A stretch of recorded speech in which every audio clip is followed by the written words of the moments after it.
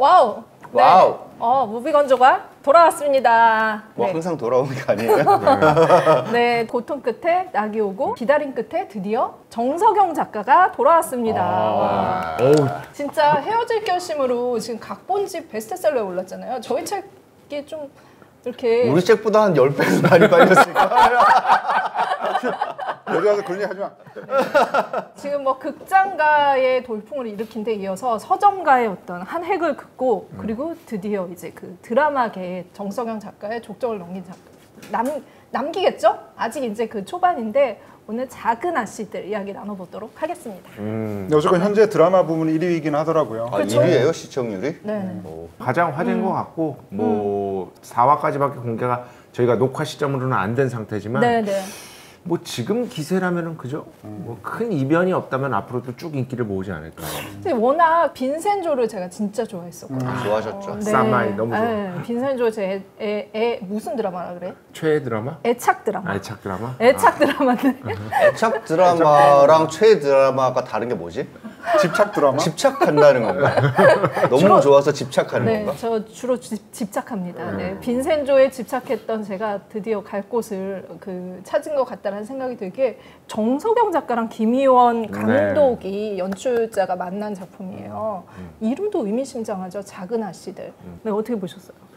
뭐 지금까지는 굉장히 흥미롭게 보고 있습니다. 약간 뭐랄까 한 3화 정도부터 이제 이야기가 이제 슬슬 이거 뭐지 이렇게 발전하게 하는 발전하면서도 어떻게 보면 약간 커브를 확 도는 그러면서 좀 놀라움을 안겨주는 측면이 있어가지고 네. 앞으로 과연 어떻게 드라마 보는 재미가 그거잖아요. 다음 화에는 어떤 얘기가 전개될까. 그렇죠. 그거를 계속 어떻게 보면은 먹이를 던지는 거잖아요. 네, 그래서 마지막 화에서 이제 다음 화를 볼 수밖에 없게 하는 없게 하는. 그런 것들인데 지금 현재 무려 제가 최근에 이제 넷플릭스에서 보고 있는 것 중에 하나가 제가 만화책으로 정말 재밌게 본 주술회전을 네. 보고 있는데 주술회전이 아무리 재밌다고 하더라도 이 작은 아씨들을 먼저 보고 보는 그런 상황이 이어지고 있는 거죠. 그러니까 재밌다. 주술회전 걸작입니다, 여러분. 아, 네. 그러나 작은 아씨들은 작은 아씨 보고 이기고 온다. 있다. 네. 이게 내용은 어쨌든 가난한 세 자매가 굉장히 대한민국에서는 제일 부유하고 명성도 있고 뭔가 권력도 가지고 있는 가문에 맞서는 이야기죠. 아니 처음에 저는 정석영 작가의 작품이고 이제 류성희 그 미술 미술 감독도 감독. 같이 참여를 했습니다. 그래서 박찬욱 사단이기도 하죠. 그렇죠. 그러니까 네. 박찬욱 사단이라고 분명히 말할 수 있는 사람들이잖아요. 그래서 이 박찬욱 그의 어떤 그 음험한 그런 세계 있잖아요. 약간 뒤틀리고 복잡하고 네. 약간 어떤 면에 있어서 약간 변태적일 수도 있는 그런 세계를 드라마로 가지고 오면 어떤 재미가 있을까라는 생각이 들었는데 막상 1, 2, 3화를 딱 보고 떠오른 드라마는 그거예요. 펜트하우스. 펜트하우스. 왜냐하면 이게 배우도 주산태가 이렇게 등장을 하니까 약간 그 느낌이 있는데 그것 때문에 강해. 좀 의도적으로 좀 약간 등장시킨 것 같은? 이게 굉장히 고품격 펜트하우스구나. 그런 느낌이 들더라고. 왜냐면 이야기 전개가 너무 빨라. 맞아. 난 세상에 최근 드라마 중에서 이렇게까지 이야기 전개가 빠른 드라마 본 적이 없고요. 그리고 점점 흘러가면서 사실은 처음에 시작은 어느 정도는 리얼리티에 발을 좀 붙이고 시작을 한다는 느낌이 들었어요. 왜냐하면 이제 그 주인공들이 자신들의 가난이 얼마나 자신들이 힘든 게 하는가에 대해서 계속 깨닫고 그 가족 안에서의 어떤 뭐 불화 같은 것들을 보여주잖아요. 그래서 이들이 이런 것들을 뚫고 어떻게 성장하느냐에 대한 이야기인가? 라고 생각했는데 어랍쇼 갑자기 거대 가문이 등장하고 몇십억, 몇백억짜리 돈이 등장하면서 갑자기 파란 난초 같은 것들이 등장을 합니다. 그걸 보면서 이 이야기가 도대체 어디로 흘러갈지 난 도저히 모르겠다라는 생각이 들면서 저는 4회까지 본 지금으로서는 아직까지는 걸작이라고 말을 하기에는 뒤가 어떻게 될지 전혀 알 수가 없으니까 아직까지는 제가 판단을 내리기가 좀 힘든데 어쨌든 이렇게까지 전개가 빠른 드라마는 최근에 별로 본 적이 없다는 느낌이 들어요. 네. 하여간 이제 그 최근에 박찬욱 감독의 작품들을 이른바 한여 삼부작이라고 부를 수 있겠다라는 얘기를 드렸잖아요. 근데 확실히 그런 영향들이 나오더라고요. 그 대사로 또 등장을 해요. 막내 동생인 그 이내가 정말 그 부잣집 돈을 받아가면서 그 효린이라고 하는 친구랑 같이 이게 해외 유학을 간다고 하니까 그 언니가 얘기하죠. 아니 네가 무슨 한여냐? 왜 맞아. 네가 왜 남의 돈으로 그런 유학을 가냐라고 얘기를 그 대목에서 한여라는 단어가 또 등장하기도 했죠. 그런 점에서 이거는 정말 최근에 박찬욱 감독님 영화를 보면서 느꼈던 어떤 여러 가지 요소들이 여기 담겼다는 생각이 들었고, 그런 점에서 가장 중요한 건 역시 그 직업 선택이었던 것 같아요. 그러니까 사실은 뭐 이 경리라고 하는 직업을 우리가 뭐 폄하하려고 하는 의도는 전혀 없는데, 사실 이 작품에서는 어떤 한여의 변주처럼 보이긴 하거든요. 네. 그러니까 저는 이 작품에서 이제 대사로도 나왔지만 그게 굉장히 소름 끼치더라고요. 그러니까 1년에 뭔가 비자금 횡령과 연관되어서 극단적인 선택을 하는 경리가 실제로 굉장히 많다. 그러니까 우리가 그동안 되게 주목하지 못했던 이런 경리라고 하는 직업을 뭔가 좀 새롭게 변주하고 있다는 생각이 들어서 저는 직업 선택부터가 저는 굉장히 흥미를 끌었던 것 같습니다. 이 작품의 흐름은 진짜 작은 아씨들을 빼놓고 얘기를 할 수가 없는 건 거죠. 오리지널. 인물 구성부터 시작을 해서 스토리라인, 그 인물들의 캐릭터 성격 이런 모든 것들이. 근데 저는 이 생각이 들었어요. 그 작은 아씨들의 그 아이들이 어떤 책을 읽고 있는 장면이 있다면 분명 이거는 시드니 셸던의 소설을 읽고 있겠구나라는 생각이 들 정도로. 시드니 셸던 정말 MZ세대는 전혀 들어본 적도 없는 자, 우리 앵무새 80년대 최고의 약간 뭐라고 해야지, 고품격 아닌 저품격 베스트셀러 작가. 그쵸. 여기 제작진 중에서는 또 이름 처음 들어본 사람이 있어 시드니 지금. 셸던 아세요? 많을 거야. 근데 80년대는 시드니 셸던의 어떤 그 이야기, 그 정말 넘치는 창작력, 풍부한 그 스토리텔링을 빼고서는 80년대의 서사를 이야기할 수가 없다라고 생각을 하고, 사실은 지금 그 대한민국의 막장 드라마나 이런 것들이 저는 그 작가의 영향력에서 굉장히 많은 영향을 받았다라고 생각이 들어요. 근데 이 작은 아씨들을 보면서 진짜 이 아이들이 그냥 이제 그 옛날 고전의 어떤 그런 시대에 머물지 않고 현대, 도심, 권력, 자본 이런 것들이랑 만났을 때 어떤 상상을 하고 어떤 꿈을 꾸고 어떤 야망을 보여주고 어떤 욕망을 가지고 이야기를 전개시킬까라는 생각이 들었을 때 막 천사의 분노 이런 것들이 막 생각나는 건 거지. 결국에는 멜로든 아니면은 추리든 이제 시드니 셸던 식으로 가공된 세계. 이 세계 안에서 이야기들이 사화 이후에 되게 아까 말한 그 펜트하우스 같은 반전과 살인과 욕망과 분노 이런 것들이 엄청나게 뚫고 나와야지 이게 가려고 하는 방향성으로 갈 것 같다라는 생각이 들어서 지금의 그런 그 본 거보다 앞으로의 기대감이 조금 더 큰 것 같아요. 네. 저는 그 드라마 도깨비를 아직 못 봤어요. 깨비를 공유 김구. 그러니까 사실 깨비는 말도 나도 안 된다는 그런 그러니까 시드니 셸던이 중요한 게 아니라고 지금. 도깨비 봤어? 깨비를 난 깨비 봤지. 깨비. 깨비 봤죠.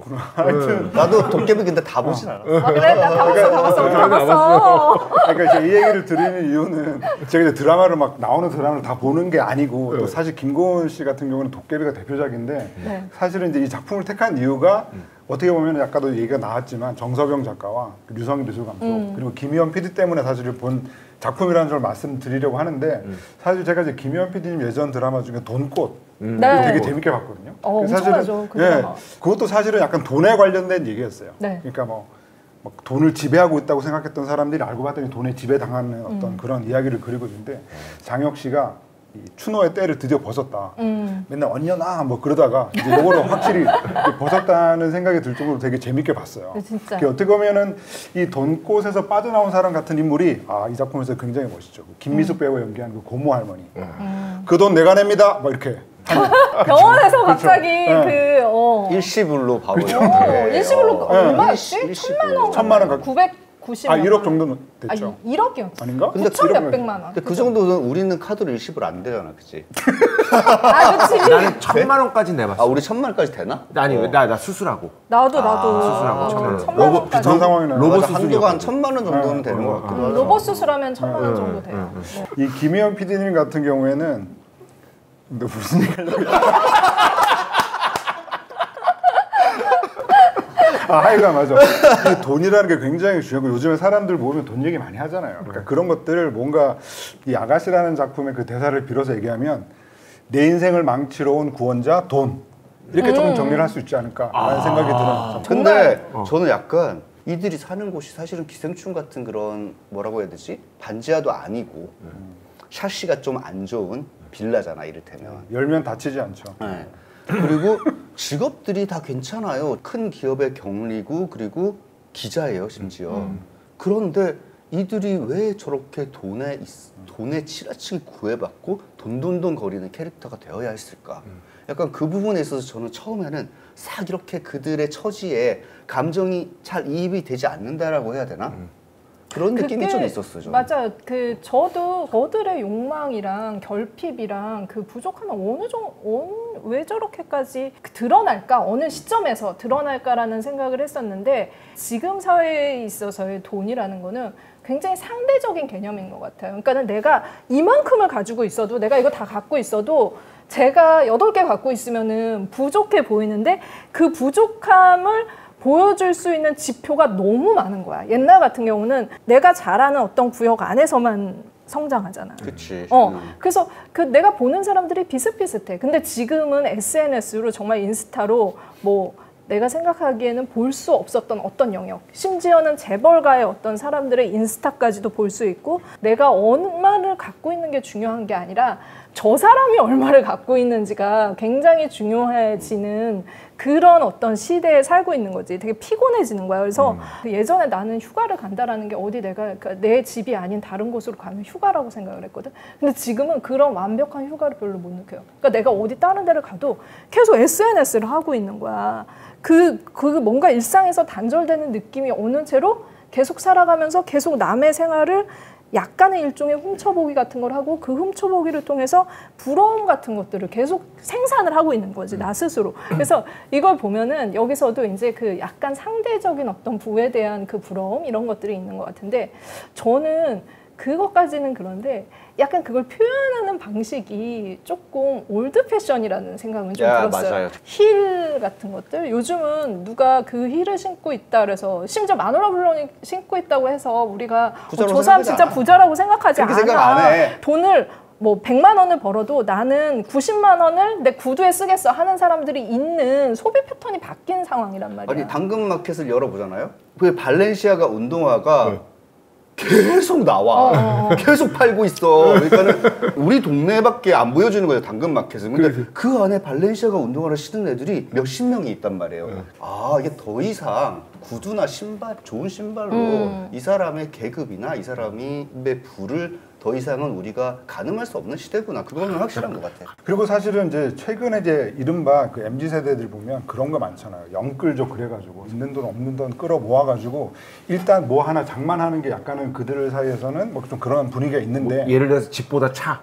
뭐 이런 느낌. 집보다 차 혹은 당장 내가 입고 싶은 옷 그냥 이렇게 되는 거지. 그래서 보면은 최근에 어떤 집 한 채는 아니라도 뭔가 어떻게든 돈을 끌어모아서 오피스텔을 가지고 있는 사람들이 많더라고요. 자기가 사는 목적이 아니라 투자 목적으로. 아이고 지금 오피스텔 가격 많이 떨어져가지고 어떻게? 근데 그런 것들을 약간은 좀 대입해 보면은 이 세 자매가 약간 규모 있는 건설회사의 경리로 있고 뭐 보도국의 기자고 또 지금 뭐 학생이고 한데 모아놓은 돈이 하나도 없는 상태.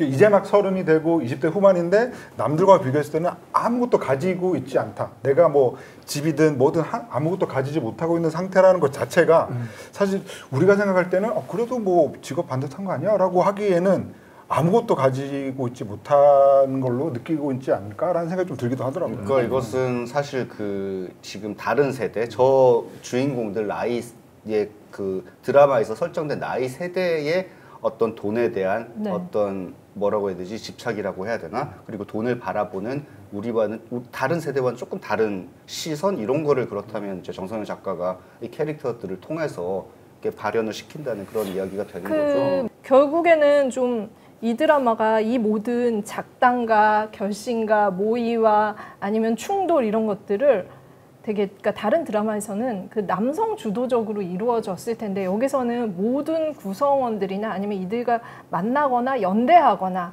아니면 연대하고 믿고 있는 사람이거나 아니면 배신을 때릴 사람도 있겠죠. 그런 사람들이 다 여성으로 구성되어 있다는 게 그 정석영 작가가 깔아놓은 어떻게 보면 작은 아씨들로 성취하려는 또 하나의 판이라는 생각이 들었어요. 그래서 최근에 이제 그 100대 데이를 진행했잖아요. 그 행사를 하고 그리고 100대 데이에서 정석영 작가가 초청이 돼서 이제 괴담을 했는데 그때 그 얘기를 하더라고요. 자기 이제 그 최근에 이제 그 나오는 블록버스터들만 봐도 모든 그 인물들이 캐릭터들이 남성, 첫 번째도 남성, 두 번째도 남성, 세 번째도 남성, 네 번째도 남성이다가 한 다섯 번째에 가서야 드디어 여성 캐릭터, 여성 배우가 나오는데 그 배우들이 자기가 보기에도 민망한 장면을 연기하고 들어간다 얘기를 했는데 아마 이제 그 작은 아씨들이나 이런 본인이 하는 작품에서는 그런 방식으로 여성들이 소비되지 않기를 바라는 마음 그런 것들이 작가적인 결의가 느껴진다라는 생각이 들었어요. 여성 캐릭터들이 많이 등장하는 드라마나 영화들이 좀 나오고 있는데 여성들이 아주 비뚤어진 방식의 욕망을 엄청나게 이렇게 바라는 그런 캐릭터들이 사실 별로 없어요. 그런 캐릭터들은 되게 남성 캐릭터들이었거든. 맞아요. 그래서 그런 캐릭터들을 여성들이 모두 연기한다는 것은 굉장히 신선하긴 해요. 왜냐면은 인주, 인해, 인경 사실 혹자들은 저 중에 아무도 사랑할 수 없거든. 다 이상하거든. 다 이상하지. 그리고 다 아주 짜증나고. 사랑에 빠질 수 있는 캐릭터들이 아니야. 나 주사가 너무 심하고 알코올 중독이잖아. 근데 보통은 어떤 캐릭터를 그릴 때 여성들은 굉장히 어떤 지점에서 이상한 모습을 보여도 그걸 귀엽게 그리거나 아니면 결국엔 사랑스럽게 그리거나 아니면 굉장히 뭐 얌전하게 그린다던가 이러는데 여기서는 끝까지 쟤들한테 그 어떤 정도의 호감을 못 불러일으켜도 좋다라는 생각으로 캐릭터를 구성을 맞아요. 하고 있다라는 게 되게 실험적이다라는 생각이 들었던 거죠. 그래서 일종의 연대의식을 가지고 있는 뭐 이렇게 추자연 캐릭터, 그 선배 캐릭터나 엄지원 뭐 이런 캐릭터들도 다 이상하면서 이전에는 남자 캐릭터들이 했을 법한 그런 역할들을 하고 있다는 거예요. 뭔가 다들 조금씩 비뚤어져 있고 비틀어져 있죠. 그런 느낌이 있고. 사실 그렇죠. 진짜 생생하게 살아있는 캐릭터들은 흠결이 함께 있는 캐릭터들이거든요. 그럼요. 그러니까는 이걸 사실은 뭐 최근에는 이제 여성 캐릭터들을 아주 뭐라고 해야 되지 여성주의적인 관점에서 거의 뭐 완벽한 인간처럼 만들어내야 된다라는 그런 저는 그게 스테레오타입이라고 그게 오히려 생각해요. 저도 스테레오타입이라고 네. 생각하고 오히려 사실 비뚤어진 욕망까지 정말 화려하게 펼칠 수 있는 여성 캐릭터들이 많아지는 게 더 좋은 일이라고 생각이 드는데 이 사실 작은 아씨들을 보면서 느꼈던 그런 매력적인 지점도 바로 그 지점이었어요. 그래서 제가 아까 고품격 펜트하우스라고 말씀드렸는데 펜트하우스가 그거잖아요. 여성 주인공들이 너무 좋아요. 서로 죽이고 지금 펜트하우스라는 단어만 나오면 웃기 시작해. 난 펜트하우스 팬이었어요. 펜트하우스라는 단어만 나오면 이거 정말 고품격 펜트하우스라니까. 사실 박찬욱 감독님의 연출한 작품들을 보면 일부러 흐름을 자기 스스로 끊어버리는 순간들이 있어요. 마치 뭐 소격 효과처럼 갑자기 뭐 헤어질 결심만 봐도 갑자기 뭐 자라 에피소드나 이런 것들은 굉장히 선형적으로 나가는 에피소드를 뭔가 본인이 이렇게 나가면 안 된다라는 식으로 중간에 막 흐름 막 끊어버려. 근데 사실은 정서영 작가가 이제 박찬욱 감독과 이제 하지 않으면서 이 김희원 PD와 만나서 하는 이 작품은 굉장히 속도감이 이제 빠르고 네. 그리고 김희원 PD의 작품들을 봐도 뭔가 좀 뭐랄까 우리가 흔히 이제 드라마 보면서 뭐 이 드라마는 뭐 좀 이런 거 저런 거 쳐내고 뭐 10부작 말고 뭐 한 7부작이 어울리겠다라는 식으로 뭐 얘기를 하게 되는 순간도 있는데 이분은 또 그런 게 없는 것 같아요. 없어. 그러니까 그런 게 정서영 작가의 어떤 밀도와 만나서 되게 빛을 내는 작품이라는 생각이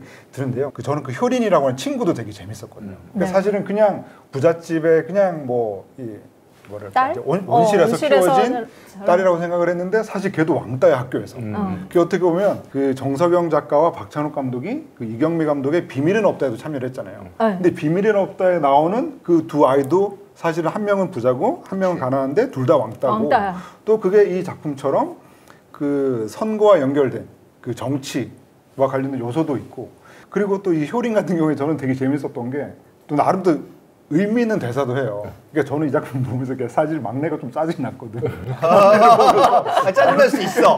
굉장히 짜증나. 아직까지도. 이해는 가져 좀 짜증이 나는 순간이 있었는데 나는 심지어 이해도 잘 안 가. 나는 진짜 멱살을 잡고 흔들고 싶었다. 진짜. 도움만 받고 하는 사람들이 느끼는 어떤 감정. 그렇죠. 일생 도움만 받는 사람의 느끼는 감정. 그러니까 효린도 처음에 이제 그 친구 집 놀러 가서 야 너희 집에 있는 것들은 모든 게 진짜 같다. 라고 얘기를 하면서 맥이냐? 그러면서 걔한테 야 근데 너는 언니들 사랑을 너무 당연하게 받는 것 같아 라고 하는데 그때 뭔가 효린이라고 하는 애를 생각지도 못했다가 그냥 쟤랑 유학하면 되게 든든하고 좋겠다. 아니 그게 좋아, 진짜. 국밥인가냐 국밥인가? 애가 괜찮아.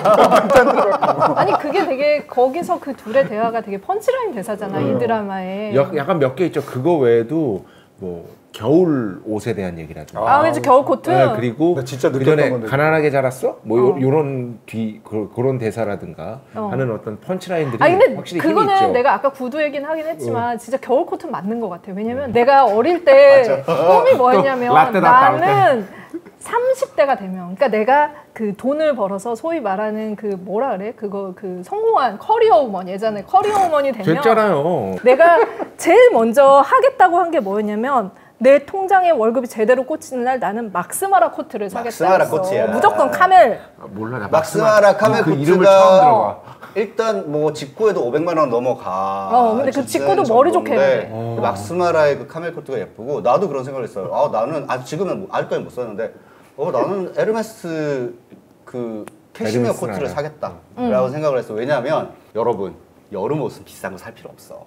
질센더 적혀 있다고 면티 40만 원 주고 사는 거 그거 완전 낭비야. 그러니까 완전 낭비예요 그런 거. 그냥 면티 같은 거는 그렇게 비싼 거 사는 게 아니야. 그리고 스니커즈도 무슨 발렌시아가 많이 사지 마세요 그거. 그냥 스니커즈는 그냥 나이키면 제일 예쁜 것 같아. 근데 그 돈을 아껴서 겨울 코트는 좋은 거 사셔야 돼요. 왜냐하면 그 부직포 같은 싸구려 코트들이랑 그 따뜻함도 다르고 태도 다르고 모든 게 다른. 근데 이게 뭐냐면 이게 뭐냐면 이게 부와 가난의 차이야. 그러니까 내가 계속 없이 자랐잖아. 그러면은 그 조금 그런 돈을 한 방에 쓰지를 못해. 그러니까 내가 그 막스마라 코트를 살 정도만큼이나 코트를 많이 샀거든. 지금 평생 동안. 진짜 많이 샀지. 근데 막스마라 코트를 한 번에 지불을 못하는 거야. 근데 진짜 궁금한 게 아까 몸 안 좋다 그러지 않았어? 몸 안 좋아. 몰라, 뭐 돈 얘기하면은 갑자기 살아나. 엄청 좋아 보이는데 뭐. 상태가 되게 나빠요. 그 생각은 했어. 뭐냐면 물론 다른 작품들에도 많이 참여하셨지만 정석영 선생님하고 류성희 선생님 이 두 분 얘기를 하자면 이 두 분이 워낙 그 이미지가 강했을 수도 있지만 약간 양식적인 박찬욱의 세계에 특화된 느낌? 그런 것들이 저한테는 있었거든요. 네. 그리고 그 정석영 작가의 그 문어체의 세계 이런 것들이 박찬욱이라는 감독의 양식적인 세계에 특화된 느낌이 있어서 과연 어떨까 싶었는데 이 다른 감독분하고 하는 거를 사실 저는 그렇게 많이 보지 못했으니까 영화인이 아니니까 처음 봐요. 이렇게 제대로는. 드라마도 하셨잖아요.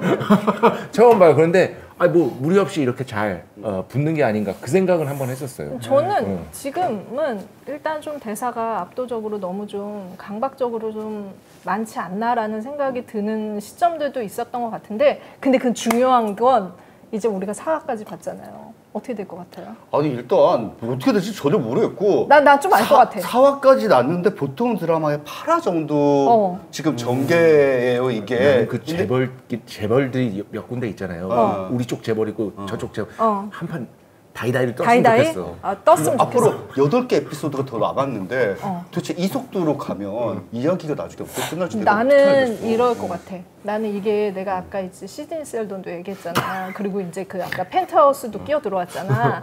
근데 나는 여기서 정석영 작가의 어떤 그 스토리 라인의 흐름, 물줄기는 그 페도로 알모도바르일 것 같아. 그러니까 내가 사는 피부처럼 이 아까 성형 수술 얘기가 나왔거든. 그래서 엄지원이 추자연이야. 무슨 말도 안 되는 소리를 하고 있어. 이 작품은 굉장히 흥미로운 지점이 순간 멈칫한 거 봤어? 이거 지금 빨대로 들어가다가 지금. 인물들 하나하나 굉장히 중요하게 다뤄지고 있다라는 얘기를 들으면서 사실 추자연 씨도 사실 계속 잘 나오고 있잖아요. 어떻게 보면 그냥 사라진 게 아니라 그런 그래, 분들도 그냥 되게 사라진 게 좋은데 아니라니까. 좀 조용하시고요. 너무 황당한 소리를. 근데 여기서 굉장히 제가 이게 되게 재밌을 것 같다라고 생각하는 포인트가 뭐냐면 일종의 어떤 그 과거의 빌런 같은 사람이 장군이잖아요, 장군. 장군이고 또 군사 정권이라는 표현도 나와요. 네. 근데 저는 이게 뭐랄까 되게 뭐 제가 너무 이게 과하게 추측하는 걸 수도 있는데 최근에 만들어지는 여러 그 뭐 영화나 드라마의 중요한 콘텐츠가 약간 좀 80년대의 기억을 좀 많이 가지고 있어요. 헌트도 그렇죠. 그리고 작년에 모가디슈도 그랬고 서울 대작전도 그러네. 네, 그렇죠. 그러니까 뭔가 지금의 그 창작자들, 그러니까 우리 또래의 창작자나 작가들이 사실은 이제 80년대를 모르고 지나쳤다라고 하는 그런 부채감이 좀 있는데 뭔가 좀 강박적으로 어떻게든 80년대의 어떤 기억을 약간 소환하려고 하는 그런 모습들이 보이고 그러면서 왜 군사 정권에 대한 얘기를 할까 뜬금없이 그냥 돈과 돈이 맞부딪히는 얘기를 가도 되는데 그런 생각이 들면서 저는 거기 그 장군이라고 하는 어떤 거기서 뭔가 좀 단서가 나오지 않을까 이런 생각을 좀 해보게 되더라고요. 마지막 회는 드디어 샤시가 제대로 돼 있는 집으로 이사간 세 명의 모습을 보여주면서 끝날 것 같은데 그럼에도 불구하고 절대로 우리가 어떻게 보면 이 캐릭터들 쌓아가는 과정부터 딱 그래요. 이게 캐릭터들이 우리가 아주 애정을 품을 수 있는 캐릭터들은 아니란 말이야. 그러니까 장점도 있지만 엄청난 인간적 흠결들을 가지고 있고 욕망도 엄청 드글드글한 그런 인간들이란 말이죠. 근데 이런 캐릭터들을 마지막으로 아무리 성장시킨다고 해도 과연 우리가 시청자들이 원하는 어떤 전형적인 해피엔딩으로 끝날까? 그건 아닐 절대 그건 아닐 거라는 기대는 있어요, 사실. 이거는 성장의 서사가 아닙니다. 아니에요, 이거. 파멸의 서사입니다. 네. 그게 제일 어쨌든 좀 이거 가슴 아프죠. 빨리 방송해 주셔야 돼요. 네, 진짜. 엄지연 추자연설 어떻게 되는지 그치. 두고 보도록 하겠습니다. 절대 말도 안 되죠. 최근 추자연이 돼. 최근 들어본 얘기 중에 가장 얼척이 없는 근데 그렇게 되면 어떡해? 그렇게 되면 어떡할 거야? 아 그럼 나는 언제나 그 변화의 말이 오마카세? 있잖아. 오마카세 난 영화인이 싸나요? 아니다. 이쯤 되면 영화인이야. 이거 1년 이상 했잖아. 영화인 맞아. 드라마야. 그리고 이거 작은 아씨들. 네. 영화인이야. 우리도 몰라 드라마는. 그럼 우리 영화는 아니면 우리 출연의 반만 받아요. 그래. 자꾸 이럴 거야? 최근에 이렇게 본방 사수하면서 이렇게 흥미진진하게 본 드라마가 있었나 할 때 이 작은 아씨들 빼놓을 수 없을 것 같고요. 네. 어떻게 되는지 지켜봐야죠. 지켜보고 두고 보고 네, 기대해 보겠습니다. 구독. 좋아요. 댓글 알림 설정 해주세요.